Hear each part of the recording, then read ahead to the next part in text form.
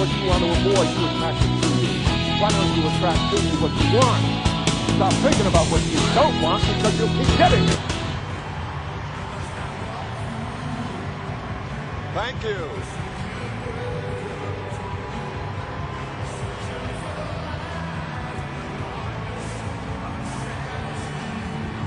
Thank you.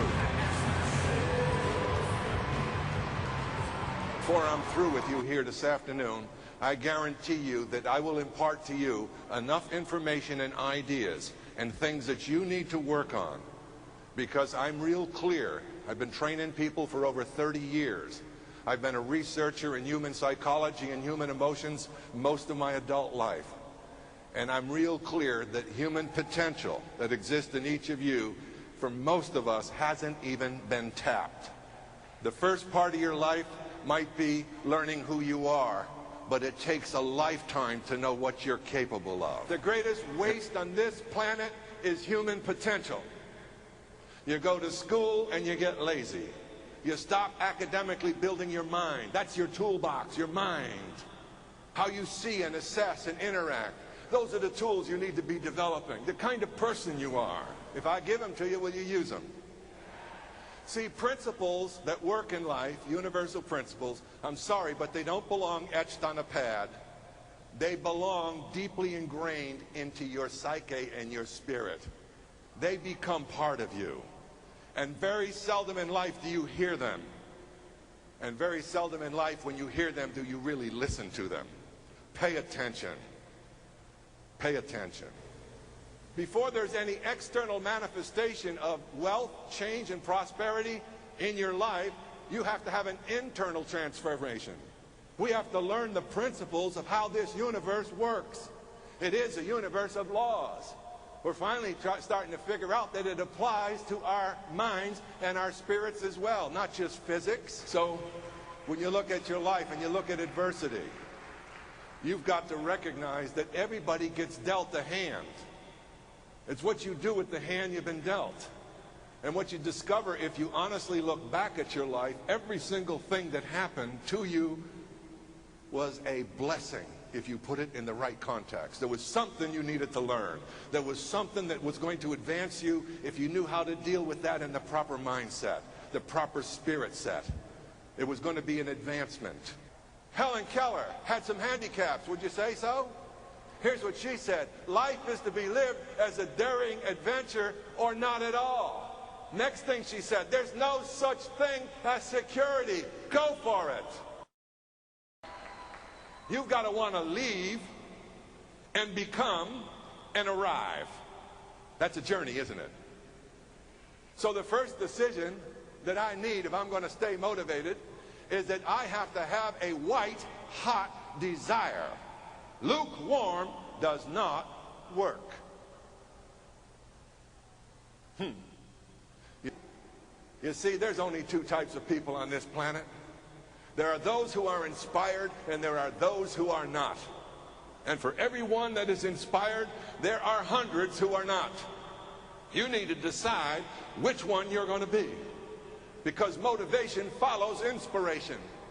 If you're not inspired, you're already half dead. Rigor mortis has set in your spirit and your mind. All the winners in life make a decision. They have a discipline about the decision. They include and endure the discomfort with a different attitude than the losers. It's all here. Oh, you don't like to hear that, do you? Well, I'm so happy to see that after many years that the people are becoming more and more aware of ancient teachings. That thinking is the creation of your life. You're thinking your way to everything you're doing. If you're not thinking, you're not doing. Well, I started to exercise. I didn't like it. Later on in life, I remember the words of Emerson and felt them so powerfully when he said, "Do the thing, and you shall have power. Do the thing, and you shall have power."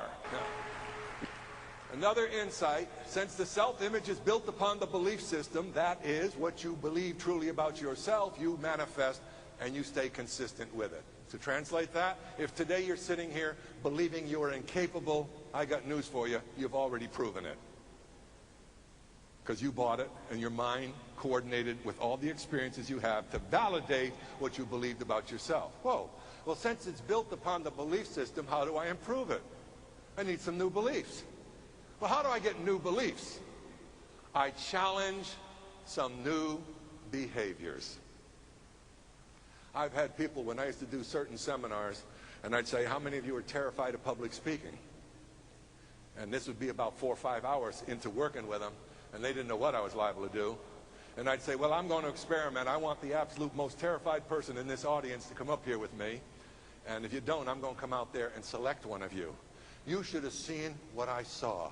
There was almost an exodus for the bathroom. Other people were slouching down.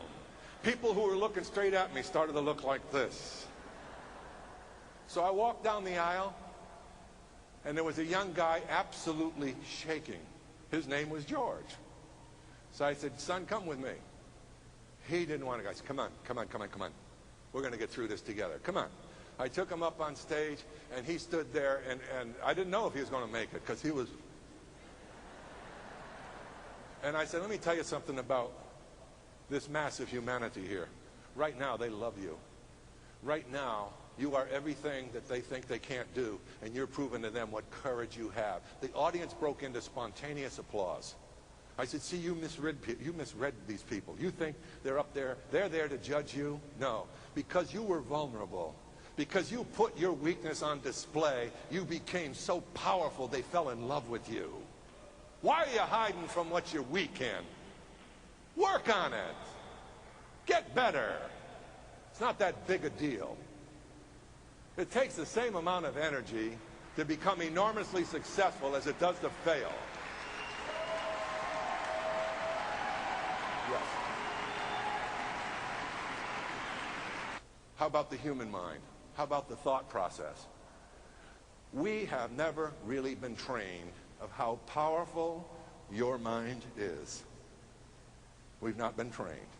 Great thinkers in the past have told us, but they may have said it in a subtle statement, like, as you think, so shall you become. A man's life is what his thoughts make of it all day long. Disraeli, I have brought myself to the realization through intensive meditation that a human being with a settled purpose, a goal, must accomplish it. For nothing can resist the human will that will stake even existence upon its fulfillment. Are we made of that stuff? Are we made of that stuff or not? Is that the human potential for each of us? We got to stop looking like the next guy has it, the next gal has it, and you don't. There's your problem. Your whole life is nothing more than your imagination going all day long, 24 hours a day. Did you know that?